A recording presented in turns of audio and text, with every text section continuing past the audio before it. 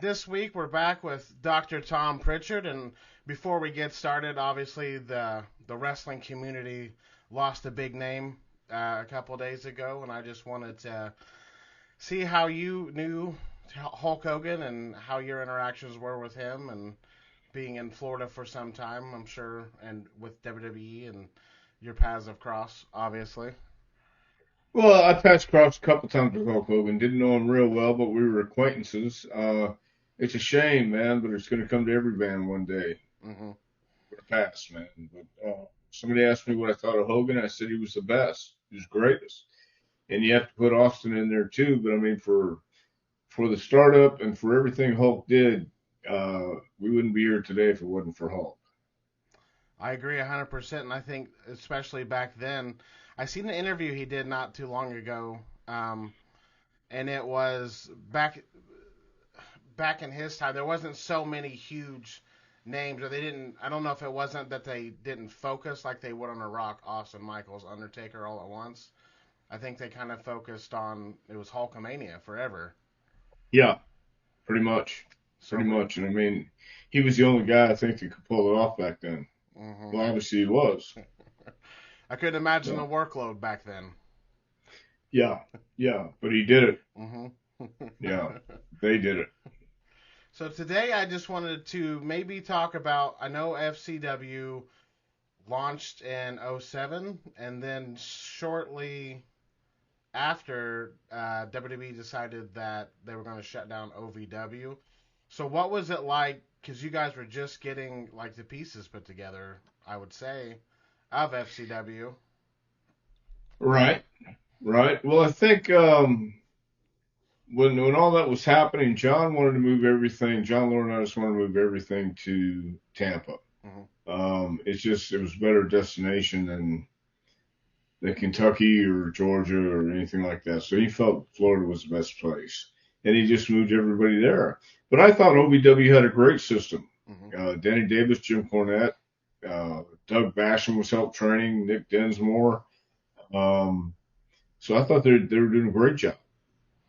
Did you guys have sort of a heads up that this may have been something that was going to happen, or was it just guys get a phone call one day?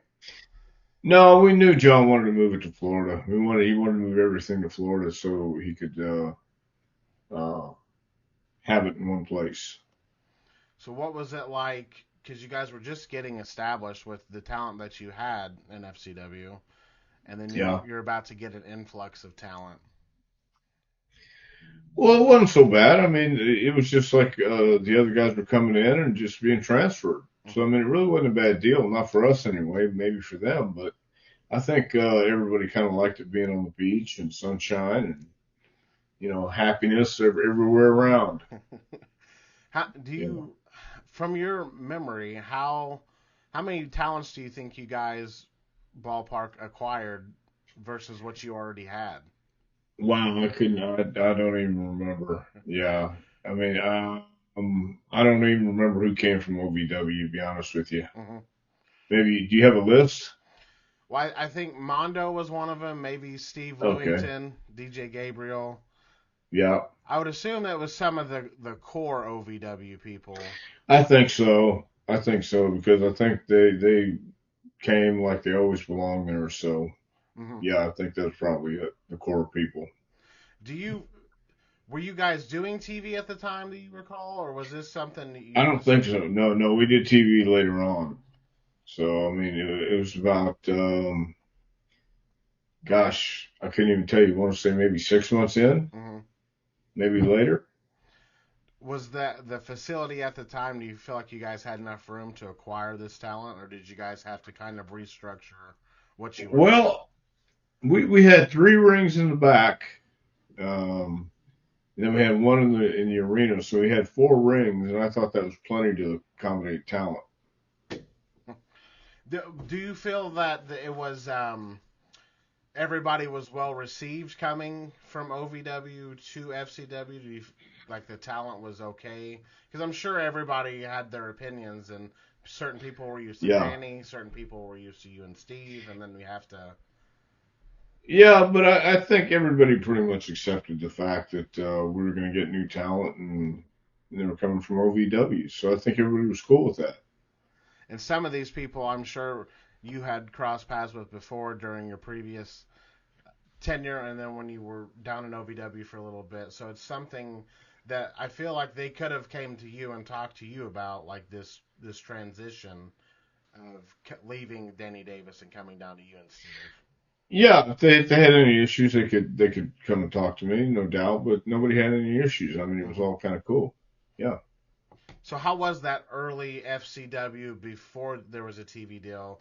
You guys are just getting into Dale Mabry. You're building, your staff, your coaching, your talent. Was that a hard thing to do to put all the pieces together, or did you guys take your time in doing something like that?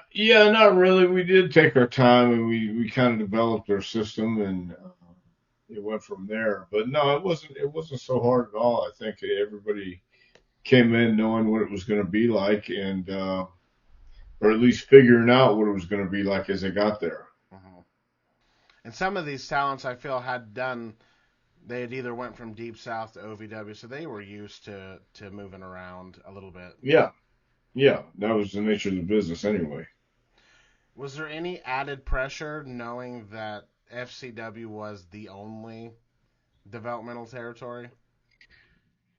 I don't know if it was added pressure. It would have been nice if we would have got more information sometimes, but I think it was just the fact that now we were the ones that had to produce talent. I don't think it was added pressure. What? We just kind of knew it. So the communication flow didn't pick up after they're like, here's all these people. Well, there was always a communication problem. At times, they would tell us what they wanted, and then at times they would expect us just to know what they wanted. Read their minds. But I thought we did a pretty good job overall. Now, when those talents came in, was it kind of like a reset for where they were going? Because how would they, if they were going to call someone up in OVW and they close OVW down, would that still be the same plan even though they're moving to Tampa, or would it kind of just be like a clean slate? No, it'd be the same plan. I think they were on the same trajectory as they were when they were in OVW, and a lot of them had talent coming from there. So Hmm. everybody was on the same wavelength. I think on that point. Was there ever any discussions as to bringing some of the trainers from OVW down to FCW, or was it just talent? No, I don't remember any discussions in that because most of the guys lived in Louisville, and I don't think they wanted to move anyway. So it was, yeah, I think they were just shutting OVW down and going to move to FCW. And while you guys were building FCW, and I know you said there was some communication, there wasn't some communication. Did the vision always remain the same? Like we. Well, yeah, the vision was to get TV, have these guys learn how to work on TV, Mhm. and then bring them to the main roster. That was pretty cut and dry. I mean, we wanted to learn how to work uh, TV matches, want to learn how to work house show matches, and then get on the road.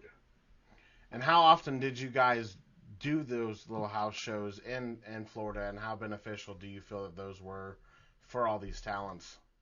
Well, before TV, we did the weekends, and there were little places around there, Plant City, Hmm. uh, Winter Haven, some of the other towns I can't remember right now, but uh, I thought they got a lot of good talent, good experience before TV working the house shows around there. So Hmm. yeah, I thought they got a lot of great experience. So was training Monday through Friday then at that time? Yes. And it was just broken up into different classes, or Yeah, we had a morning class, we had an afternoon class. The morning class would come train with us, and the afternoon class would go train at weights. Uh, I forget the town. It was right next door to Tampa. It was like a suburb of Tampa. Uh, with Rob McIntyre, John Cena's friend. uh-huh. And then they'd switch. Then the morning group would go train with weights in the afternoon, and the weight people in the morning come train with us in the afternoon. Was that Was all developmental like that? Was there always like a morning class and then a weight class, or was this something that FCW really drove in? This is something we determined. I think I don't believe Deep South had it before we came in. When I got there, we didn't do it like that either. We just had one big class. But then we got to Florida, we had a few more people, Hmm. and we mixed it up that way. I mean, it was a smart decision because I feel like that's just as much part of the job. Yeah, definitely. And then I feel like some people probably wouldn't hit the gym like they were supposed to or do the things outside of class that they were supposed to. But now you guys are establishing this is Right, what we're doing. right. And now I think they got even more established at the PC right now. So yeah, but I think that was the way to do it. So was that something that you guys all got together and established, or was that something they sent down? Was there an issue that No, they we didn't just see? no, we decided. Steve and I decided Hmm. to do that, and it worked. Was that always a well received? Because I'm sure that those people in the morning classes were exhausted, and I'm sure they were looking forward to working out right after doing all that. Well, I'm sure, but I think I don't remember getting any complaints from anybody. So how big were these classes now that you've acquired OVW and FCW? Did you have to divide them? Well, they varied, but I think we usually had 20 and 20, and depending how many people we had training down there. I mean, we had a lot of people training at times, and the classes could get kind of crowded. So what was some of the things that you could do to not make it so crowded, like during your training sessions, and get people to do different things? Well, we would have different rings, so they would work on different things with Norman and Billy and myself. So we'd have different exercises going on, different drills going on, matches, and try and keep them busy.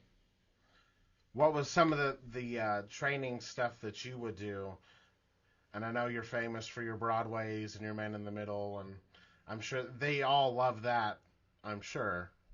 Oh yeah. Well, not everybody can go an hour, but you Hmm. had to go an hour in order to show me that you could do something. Hmm. So, but we did the hour Broadways, we did the men in the middle drills, and selling drills, uh, working on body language. I mean, we pretty much covered the gambit. I can't remember everything we did now exactly, but I just remember we were pretty busy all morning and all afternoon. And was that just to keep repetition going so their body knew and would adapt and it would be normal for them? Right, repetition is the key. I mean, you get it to where it's just natural. If you get lost in a match, you know what to do. You can grab a hold, you can do something, or have a spot in your head ready to go. Because it happens sometimes. You freeze out there and you don't know what to do, so you don't want to just kick and punch. Hmm. Grab a hold or do a spot that you remember from this instance. Hmm. And we would do an instance like that if you got lost in the match and figure out what to do. And it would be easy because I'm sure some people would struggle at first, but then you can see them catching it and getting it, and it's becoming more fluid for them, and they're understanding it better by doing a drill like that. Yeah, and repetition is the key to that. Hmm. Just do it over and over, and muscle memory kicks in. When you have these classes and you have these talents and you have these influx of athletes, performers, and then you guys start mixing in some what they would independent stars. Was that a hard, not a maybe not a hard transition, but was there some difficulty there for people that were established outside of WWE that came in and would have to learn the WWE way or the FCW way? Some guys had a problem just having bad habits on the independents Mm-hmm. and just footwork and minor things like that. But for the most part, they adapted, and those that didn't stay long. Was there anything you guys had to do specifically to maybe help transition them into the styles that you wanted to, if they weren't getting it the first time? Not really. I mean, everybody has their own way of doing things. Norman had his, Billy had his, and I had mine. So, I mean, we all had our way of doing things. Mm-hmm. But they all pretty much uh, came back to the same basic fundamental thing of what you're trying to accomplish, and that's tell a story. Mm-hmm. So that's what we were looking for, is tell a story, and then we pretty much, if you did something that wasn't exactly the way we wanted it, but it looked good, we'd keep it, or Mm-hmm. I would keep it. Say like that. Because it doesn't always mean that it's the wrong way or the bad way. Because not Well, everything there's can be the perfect right, way. there's your way, there's my way, but the right way, the only way, does not exist. That's the way I look at it. I agree. When they brought in these bigger name talents, was there a push for them to get on the main roster more, or did they want to see that they could adapt to the WWE way of things? Well, they certainly want him on the main roster, but I mean, adapting was a huge thing back then too. Mm-hmm. Just learning how to set the pace and for a TV match as opposed to a house show match, and tell a story that way. Mm-hmm. So I don't think there was that much of an issue. It was just a matter of telling what was expected of him. Mm-hmm. Say someone like when Seth Rollins got signed, how was he when you were working with him in developmental? Seth was good. Seth had his own way of doing things though, and that was fine. Because they had big plans for him. But Seth was certainly one of those guys who had an independent spirit Mm-hmm. and still does today, and that's what made him great. Absolutely. And when they sign people like that, do they get with you guys ahead of time and say, "Hey, this is who he..." Like, do you know who's coming before they come? Most of the time, yes. So would they give like what is it? They were just going to sign them, or would they give you your guys' feedback on it and see if it was a good decision? No, they'd take our feedback on it and see what we thought. Yeah, Hmm. they wouldn't tell us how to train. They took our feedback. And like someone like Seth Rollins, was he always? I mean, you said he had a different way of doing things. Was that something more of along the lines that you would work with him No, versus? Joey Mercury worked with Seth a lot, Hmm. and Seth and Joey were very close. Was there any particular talents that you worked with a lot during those early years of FCW? Sheamus. Let's see, a little bit of Drew McIntyre. What did they want out of Sheamus during that time period? They wanted to be a hard hitting Irishman, Hmm. and he was a big hit you in the face kind of guy. Yeah. Now, was this you were in the ring with him getting hit, or you? No, no, no, no, no, no, no, no. I was showing him how to do the Johnny Valentine and Stan Hansen forearms to the chest, How long did it take for him to learn that? like 1 minute. so, He had it in him. so training someone like Sheamus and working with him, how long did they give you that they wanted him here in 6 months, in a year? No, they just want to see how he's progressing, and they'd read his reports. And when they saw he was progressing, they brought him up. There was no timeline on Sheamus. Mm-hmm. No timeline, I think, really on anybody. Just how they're doing, and they look at the reports and then figure if they want to bring him up or not. How thorough do you think they went through those reports? Sometimes not too thorough. You know what I mean? Yeah. Because they bring up guys that we wouldn't recommend, and just to see how they looked, and they found out real quick. And then sometimes I felt like they would just run with it and they'd learn the hard way. Yeah, exactly. And was that Pretty ever, much. did they ever reverse that and blame it on you guys? No, no, I don't think so.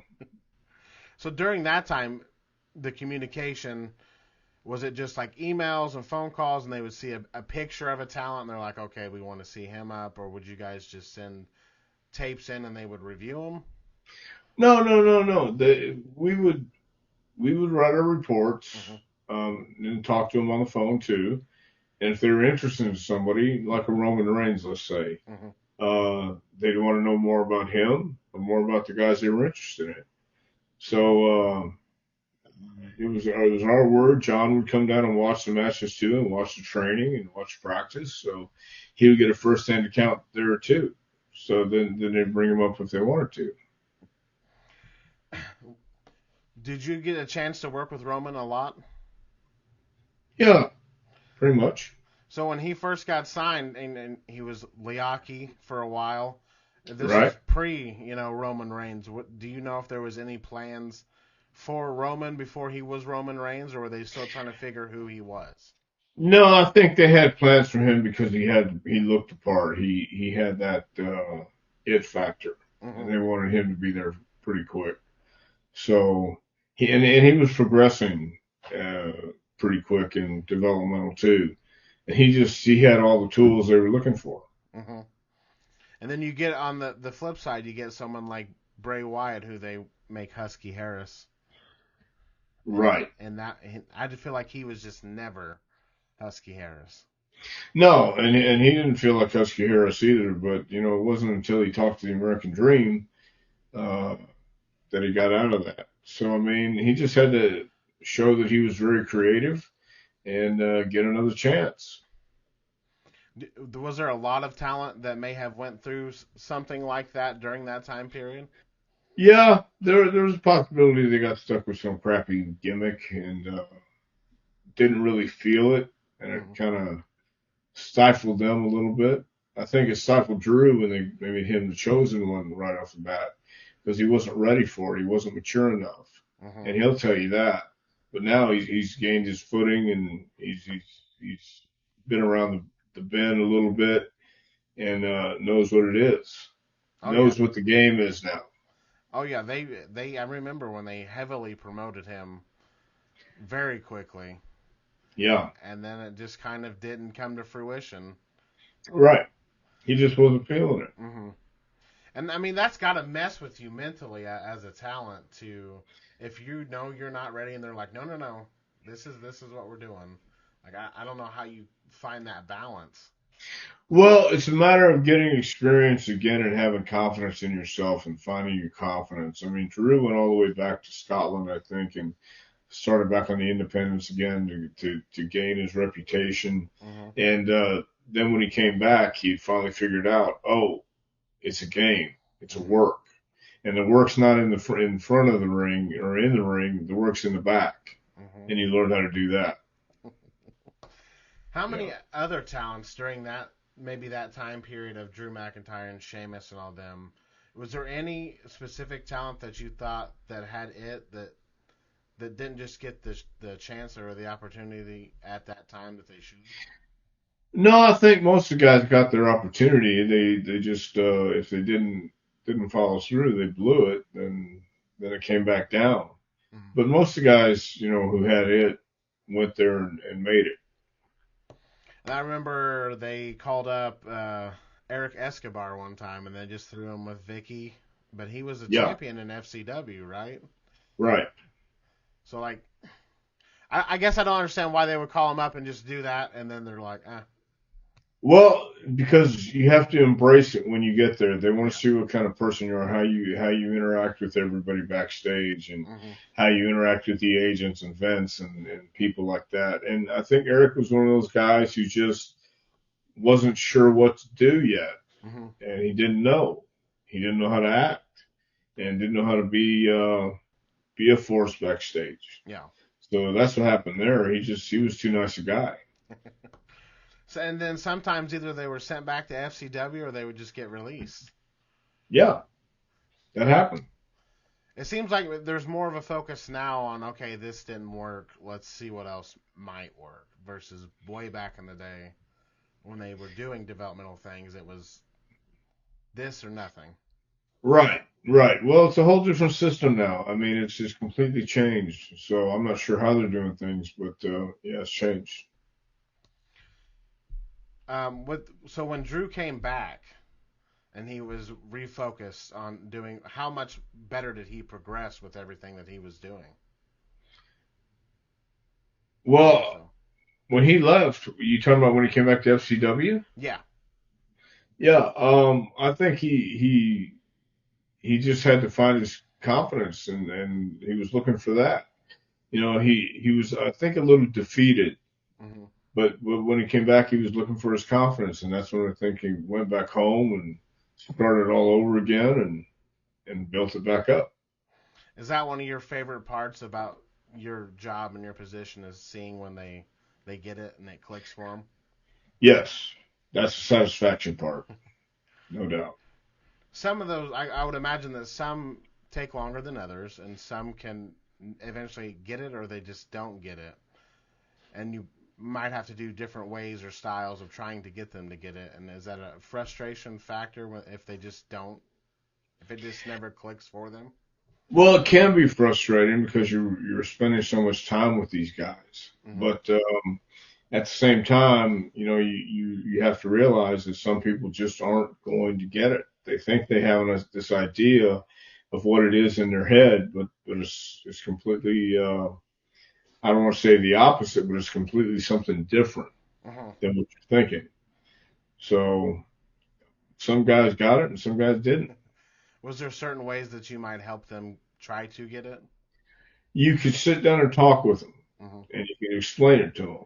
And that's when you see the light bulb either goes on or stays off. And when and working with somebody when the light bulb may not come on for them, how does your mind shift? Do you just that this isn't for them? Well, this isn't formal. We tell the office Hmm. this guy's not getting it. And was there a lot of people? Or maybe not a lot of people, but I'm sure there was a handful of Oh, people. there was a few. There was a few that just didn't get it and weren't gonna get it. Didn't have a clue. Didn't understand what it was, even after you explained it to them. And probably a few there for the wrong reasons. Yeah, there's a few there for the wrong Hmm. reasons, definitely.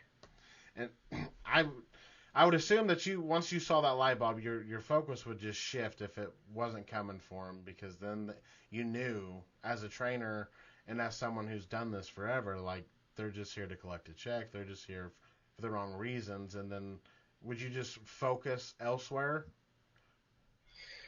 Well, yeah, I mean, because they wouldn't be there pretty much after we told them that they weren't getting it. I mean, they had a set time to get it. Sometimes it was like they give them another 4 weeks, 6 weeks, and they'd be gone. Hmm. Now, was there ever anyone or people that took offense to that? I'm sure there were, but I didn't know about it. Nobody stood up to Dr. Tom. No, no, I could, dealing with that diverse amount of backgrounds of athletes and stuff, I'm sure there was attitudes, there was sure. egos, and for them to not try to, I don't know, power play or do whatever because they were somebody before they were here. I just figured there may have been some people through the cracks. Well, sure. No, no. There are people that try to make that power play, but we didn't Hmm. play that game. Because the guy who wanted to come in and sit in the arena, eat his breakfast while everybody else is warming up, that doesn't go there, man. I mean, and we tried to Hmm. explain it to him, so he wasn't there much longer either. But you had stuff like that, guys Hmm. who came in and thought they were entitled. I think that people often probably forgot that they were guests there. Like, yeah, it's Yeah, an honor to be there, but you don't have to be here. right, Yeah. exactly. And I'm sure that other talents would take offense to that. I'm sure there were, but I didn't. I mean, we didn't discuss it. Doing all of that, that is that where maybe the therapist part came into play, where you have to deal with all those Yes, different yes, personalities and walks of life. most definitely. But that wasn't something that you were compensated for. No, not really. Is there any particular time in those early days that maybe stand out more than others for you that was a proud moment? Because I know you guys really this was a special time for all of you involved. Was there any particular early day moments that stand out more than others for you? Well, I thought when Sheamus won the title from Cena, you know, that was because I remember watching it down at the press box in Tampa, Hmm. and it was tables, ladders, and chairs, I think. Hmm. And when he put Cena through the table, it was like, wow, they put him over. So we were proud about that, definitely. I don't think anybody saw that coming because he No, was a new guy. on the main Yeah, roster there. yeah. So that was that was cool to see. That is a very cool moment to see that all that hard work you guys put in, and now the main roster they're backing everything that you've done. They're putting their trust in this guy, especially against someone like Cena. Yeah,